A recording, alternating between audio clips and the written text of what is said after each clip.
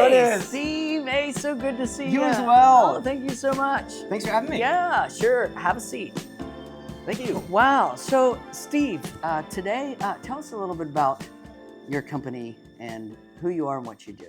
Yeah, so we're Trifecta Wireless, and we sell internet largely to people in rural areas and also digital nomads, travelers, RVers, that type of thing.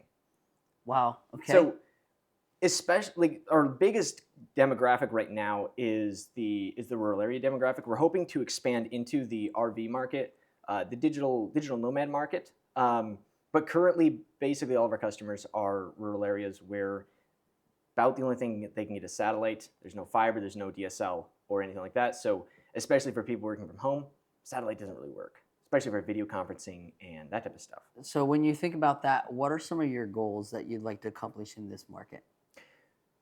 Really just take it over. Okay. Wow. Let's do it. No, so we're hoping to scale to 50,000 customers within 5 years. That's basically the target that we're shooting for. I am an optimist, so we'll see if we can achieve that, because even my goals for this year were definitely not quite hitting.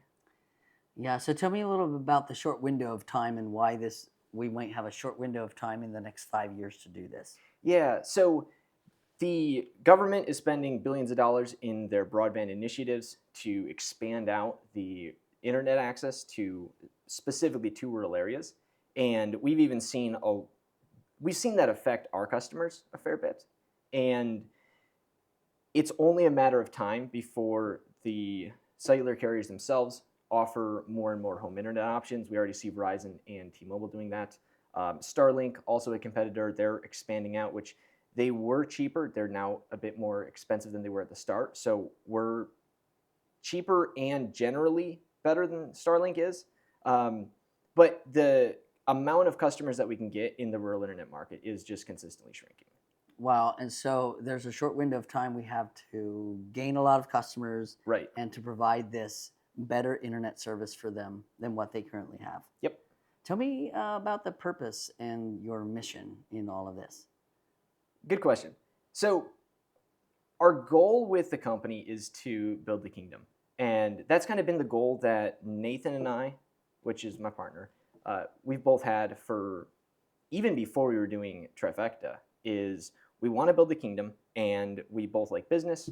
We see a lot of room for the kingdom to be expanded through finance. And there's definitely a lack there of kingdom-oriented, kingdom-focused businesses. And so that's really what we're shooting for, is we want to provide a really quality service. We want to build the kingdom, and in the meantime, have fun and have a business that we love working for and have jobs that we're looking forward to going to. This is so good. This is so good. We're so happy to help you take this market and dominate, or go ahead and advance into it. It's Fantastic. That's very good. So your expansion goals. Tell me a little bit about where you're at currently, and then some of the expansion goals and where we're going. Yeah, so we are at a decline of customers. I had left the company, so it was me and my two brothers that were in the company. My one brother and I had left. I left to do some mission work, and that was fantastic. Then, well, I didn't have a job coming back from that, so me and Nathan partnered together again. Yeah. And the company has been on a decline of customers since then. We started the year at about 1,400. We're currently at about 1,250, which we're beginning to turn things around. So that's exciting. There's stuff that's moving. We're turning it around. Slower process than I wanted. I had a goal of hitting about 5,000 customers end of this year, and I don't think we're going to hit that. Our goal now is to hit 2,000. I think it's a bit more of an achievable goal. Yeah, and you're well on the way already, but I know it's a lot of hard work to get that done. Definitely. Yeah, so it's some big goals and big dreams you have, and I believe we can accomplish this. Fantastic. Yep, I believe we can. I'm hopeful we can accomplish it too. Yeah, exactly. So a little bit of the things we have been working on together in the last few months of organization and who does what and role clarity and organizational structure. Tell me a little bit about where you came out with some of the things that we have been putting together. Yeah, so that's definitely been That's been a difficult process, a little bit of a long journey to knock that out. What we landed on is Nathan. So Nathan and I are both just really strong Yep. visionaries, very inventive, very creative on the ideative side. Nathan does very, very well in that visionary role. So we set him as pretty much the CEO of the Mm-hmm. company, where he answers directly to our COO answers directly to him. They work together very closely. Nathan and I do work together as well on that visionary role, but I take a bit more of a directly involved in the company getting things done because I'm a little bit better at that actual tenacious side of things, diving in, knocking things out, and that it was about a 2-month process to figure this out, figure out how it looks for each one of us in our roles and what's actually going to be working the best. And so what I've observed is that both of you are visionary, Yes. and both of you have like big picture ideas. And so who's the visionary and who's the integrator? And do you have two visionaries, or is one of you the integrator, or neither of you the integrator? Tell me a little bit about how that went when you were wrestling through that Yeah, conversation. that was a very difficult one because neither of us are integrators. Neither Yeah. of us actually, this sounds bad, but neither of us actually want to get the work done. Mm. We want to explore the ideas and say, okay, this is where we need to go. Here's an idea. Here's the solution. Now, someone else, go knock this out. Go accomplish this and Yeah. get this done. I stepped into the integrator role over this spring when I came back to the company. And for about, I want to say it was about 2-3 months, I was running that integrator role, implementing a lot of things and getting some structure in there, all of that. Then finally was able to find a just excellent integrator, used to work for Schwab, did really well in that. Mm-hmm. And so he came in and has now been running pretty much all of our operations, doing a phenomenal job. That has taken a ton of stress off of me. And my brain space and just ability to do the things in the company that I enjoy and the things that I'm good at, I've got way more time for that. Wow. So it was an arduous journey. I didn't really know what I was doing with hiring, and we had a lot of interviews. I spent, I want to say it was about 2 weeks, just nonstop. How do I hire? How do I interview? Yep. What am I looking for? I didn't even know exactly what I was looking for as an integrator because I was doing so many things that were not even integrator things. I'm like, well, is this an integrator? Is this just IT? Like, what are we actually even hiring for? And I think the Lord just blessed us with finding someone who was actually what we needed, and he's been incredible. So that has been a lifesaver. That is so powerful. Getting someone in the right place that both released you, freed you up, and your brother Nathan. Yep. And he loves it, and he's good at what he's Yeah. doing. And so I'd like to take a look at your organization chart. Did we print that out? Do we have that? I think so. It was supposed to be Could we printed. get? I think we have that. I'd like to take a look at that and tell me a little about how you like found your position with your brother being a visionary and you being a visionary, and you found an integrator. Now you're two visionaries in the same company. Tell me a little bit about that. It was a bit of some hard conversations, and there was just a lot of hard conversations. I think the biggest thing that made the difference, though, is growing up was not very easy for either of us. And so we developed just a very close bond where our relationship comes before anything in the company. And both of us are willing to let the company go before we're willing to let the relationship go. And I think that was the biggest defining factor of being able to figure this out, because neither of us was tying up our identity in this and saying, well, I have to be the CEO or I have to be the CEO. I want that title. By and large, we want to see the company succeed, and we want to see both each other succeed. Yeah. And that was the biggest piece, is what Nathan is good at is largely that visionary side of things.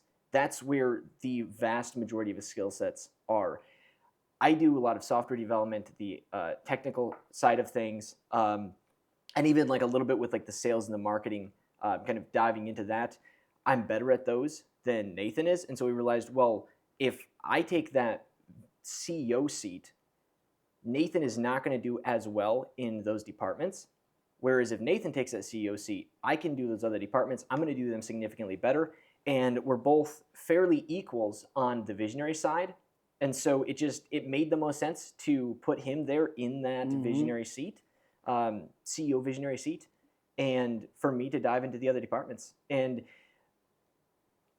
the bond that we have is one of the big pieces. I think the other biggest piece is we don't have our ego wrapped up in the titles and that. Like, I don't have business cards. He doesn't have business cards.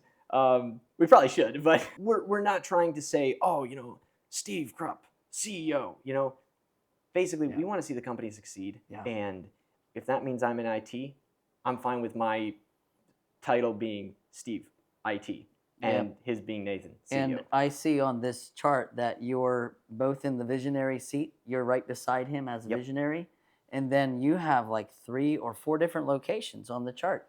Correct. Here. Do you want to show us where you're at on the chart? Yeah. So Nathan and I, where do you want me? That's good right there. That's perfect. Great. Yeah. So Nathan and I right here on the visionary side, we work together, both since we're partners as on the business level, but then also just even as visionaries, we work together here. But I think one of the big distinctions is Nathan is directly involved with Jeremy, which is our COO, our integrator.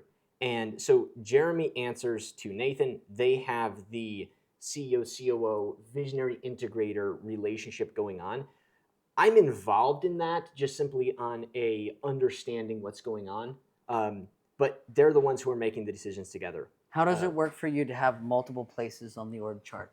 So that is something that we're still figuring out. We finally got this solidified about a month ago. So we're still kind of figuring out how all it works, but being able to separate my role from being an owner has been an absolutely game changer. So when I'm working in the IT department, I'm reporting to Jeremy, and I am IT. I'm not an owner. I am running the IT department. And I think that has been the most helpful piece in this, is separating ownership from the actual direct role that I have when I'm working in the company. Very well. Very well said. That's beautiful. I have seen very few of these kind of situations where you're both visionary and you both enjoy running the company and you figure out your gifts, your skill sets, your strengths, and then also your weaknesses, and position yourself like this on the chart, which is beautiful. Yeah. You guys are amazing in what I've seen you accomplish here. It's fun. Yeah. It's fun. I'd like to look a little bit at your 6-type working genius. Absolutely. And kind of how you go ahead and share your 6-type working genius, how you and your brother and some of the others in your team. Tell me a little about yourself on the chart. Yeah, so I am an IW, and that's my working genius. Pretty much that's about what I'm good at, is being inventive and creative. The galvanizing side, I love people. It's the people part of my personality coming out, and the rest of it, I just kind of, I'm a little stubborn, so we got a little bit of tenacity there, but enablement, discernment, absolutely nothing there. I'm an optimist. I can't discern to save my life. Wow. Every idea that we come across, I think is a fantastic idea. I think we should do it. I present it, and I'm like, all right, let's go. And Jeremy has saved our life here. Jeremy's always like, no, Steve, focus. And what is his genius?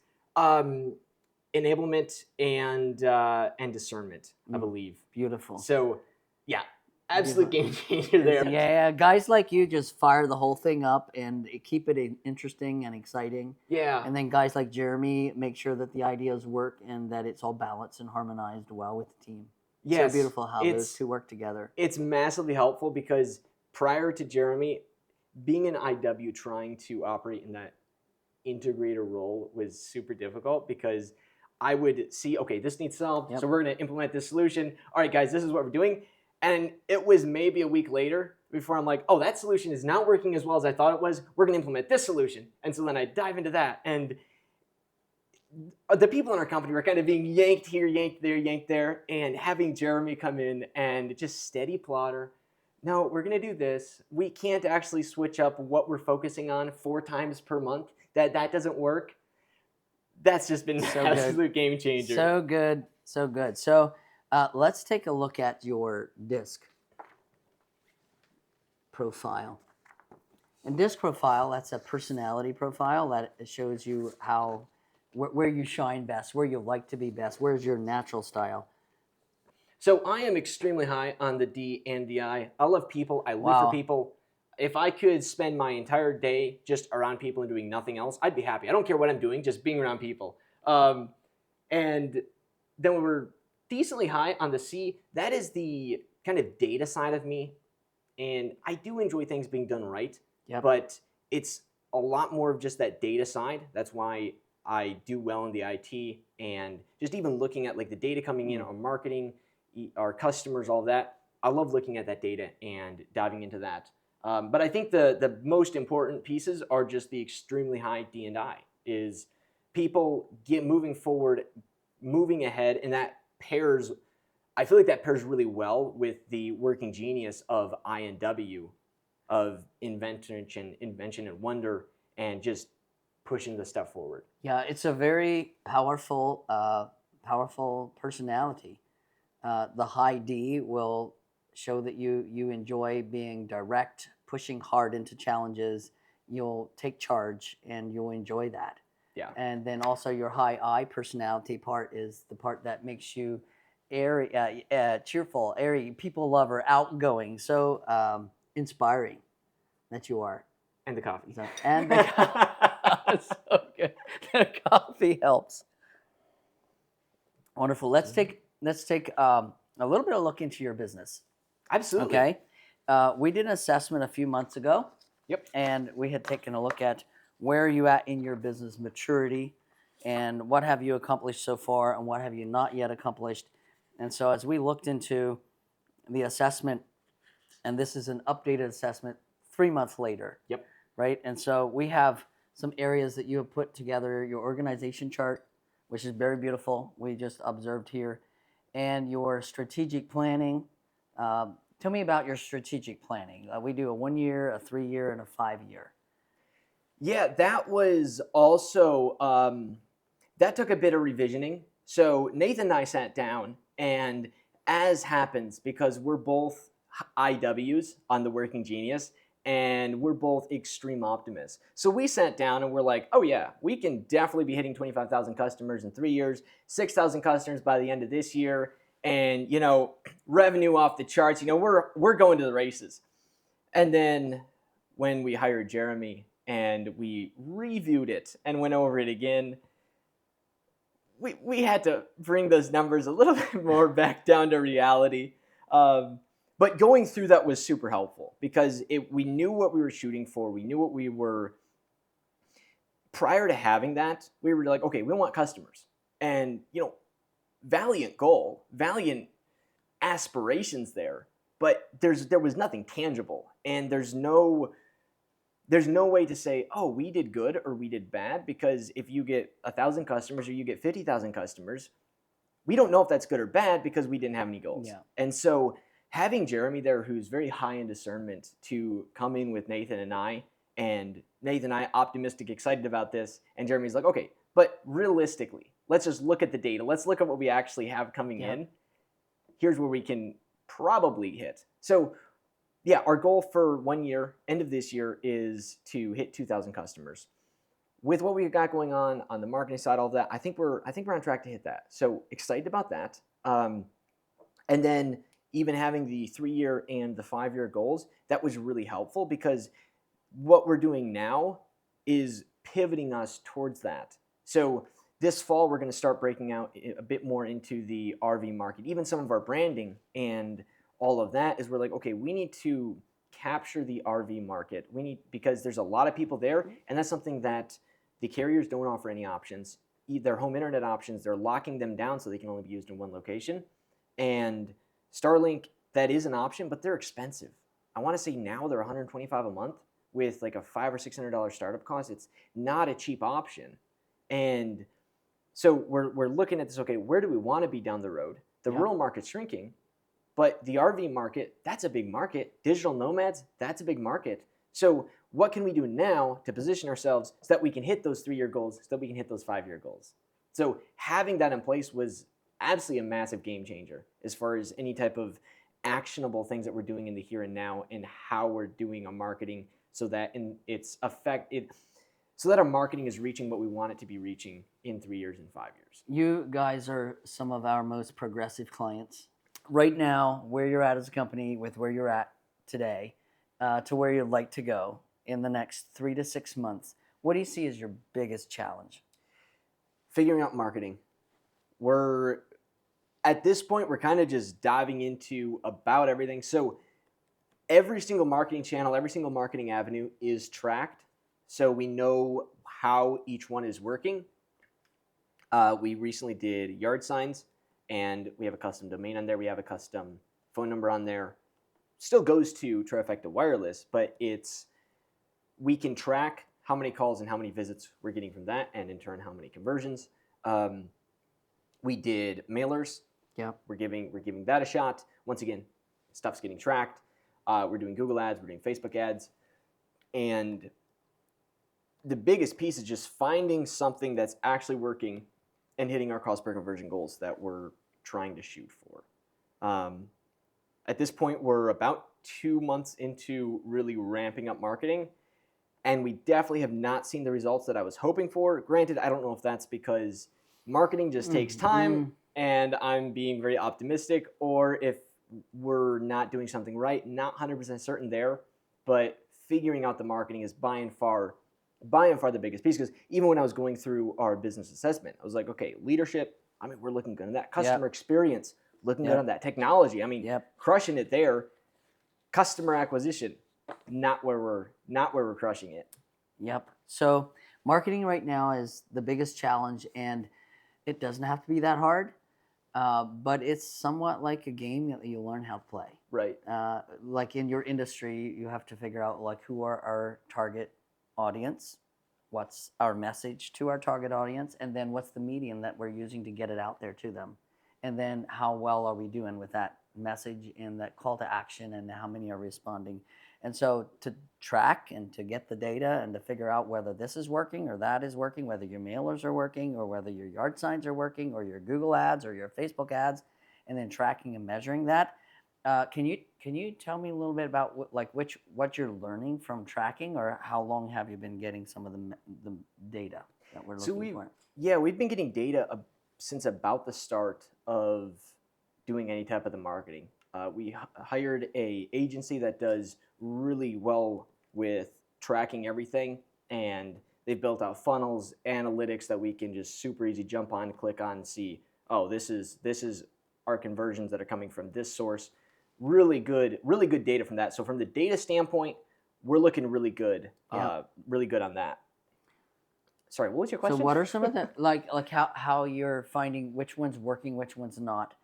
Do you have clear visibility into which ones are actually converting and which ones are not? Yeah, we're seeing what's converting. It's interesting because the yard signs. Yeah, I thought that was going to be just slam dunk option. We've got these. Our yard signs are the best yard signs you'll see. They're 3 feet wide, 2 feet tall. The word internet is 34 inches wide. This blue, italicized, bold text. You cannot miss them. So we got those put out on Saturday, and today's Wednesday. So 4 days ago, we got those put out. Decent traffic coming to the website, but in reviewing that, most of the people are going to the website, going to the plans, seeing the price, and then dropping off. Oh boy. So I think, now here's the thing though. So I put them where I used to live over in Ohio, and the problem is most of the people there are in lower income. So I think that we're running into a situation where the price point is too high for most people, that they're willing to live with the internet that they currently have. Maybe it's nothing, maybe it's 5 megabits per second, but they're only paying $50 a month for it. And they're like, okay, you know what, we're just gonna roll with this because we don't want to spend the money there. We saw really good traffic though coming in. I want to say within 36 hours, I had 50 or 60 visitors to our website from putting out these yard signs. So, and no, that's not a misclick on an ad or something. That is people intentionally typing in the domain name to go to the website which means they probably need internet, but they're dropping off there. So even like that data, I'm saying, okay, I think the yard signs route might actually be a winning play, but I think we also might need to be pulling in maybe some income demographics and taking a look at, okay, where's the areas that need internet, but are going to have a median income of maybe 80,000 a year or 100,000 a year, maybe even 60,000 a year, because I know that where the signs went out, it's a lower income part of Ohio, definitely not your wealthy people that are there. So even just simply with that, we were tracking everything. The data's coming in. We're seeing what's working. We're seeing traffic coming in, but they're stopping at the plans, which is showing the prices. And I think that might be where a little bit where the disconnect is. Granted, we're only 4 days into this, so Yeah. obviously the data is very small. We'll see how it plays out over the next couple weeks, maybe a month. But if the traffic continues coming in, then I think we're seeing that and saying, okay, this is an avenue that's worth pursuing, worth diving into, but we're going to need to switch our area that we're putting the signs up in. Okay, so I would see there's two challenges you have. The one you're already solving, and you're solving that by looking at like the demographics and the standard household income for that area and saying, well, we need a greater level of household income in where we set up the yard signs, right? And Yep. so that we start doing the double double calculation. Where don't they have internet? And where can they afford what we provide? So we're really narrowing down our audience. It's very beautiful. Yep. The other challenge I'd like to put out here for us to think through, all of those 50 people that are clicking on our website or coming to shop on our website, is there something we could look at like reframing or reshaping to actually be able to get them to say yes or serve them as well, or get them to like click for the next thing? Yeah. Is that something we could dive into at some point? 100%. We are, so our Anthony, our conversion guy, he's a conversion optimization specialist. Big word, Yeah. basically means as soon as they land on the website, that's now his domain, and he's looking at every single pain point of how can we optimize this, how can we optimize that. So he is working on that, but I do think that there is definitely some points of friction where maybe something's not being communicated clearly enough. Yeah, I definitely think that there's room for improvement. So absolutely would love to dive in. We could dive into seeing how we could improve the message for the kind of clientele that's coming in through our site. Absolutely. And help them weave them into a story where they're included in the story and that it makes sense for them to purchase the internet at this price versus the price that they're currently paying. Yeah. Compared to the price that Starlink's does it. Right. Right? Right. Okay, so could we put that down as an action item? Absolutely. To take a look and dive into that further? Thank you for giving us the insights and sharing with us your journey and how you connected with your brother and your partnership, and also then your goals and your challenges for growth, and including the challenges with the marketing pieces, and for letting me dive into this marketing challenge with you and come out to like moving a little bit forward every single time. Very appreciative, very grateful for what you were able to share with us today. And our takeaway for today will be to make little incremental improvements in every single thing that we do. And in this case, it's your marketing challenge. We'll keep working on your marketing to master the marketing game with your business. Yeah, that's a piece I'm learning with marketing is it's a slow process. It's not just a boom, start marketing and instantly you're getting the customers. There's definitely a lot of process that goes into that. And I mean, even so far I've learned a lot, but there's a lot of room for improvement here. Yeah. Can I pray for you? Absolutely. Yes. Father, I thank you for Steve. I thank you for his brother Nathan and for Trifecta Wireless and the purpose and mission that they have in this season. I pray your blessing on their work and their fulfillment of their assignment, and that your blessing will rest upon them and you will equip them and empower them in every way. In Jesus' name, amen. Amen. Thank you, Jonas. Amen. You're welcome.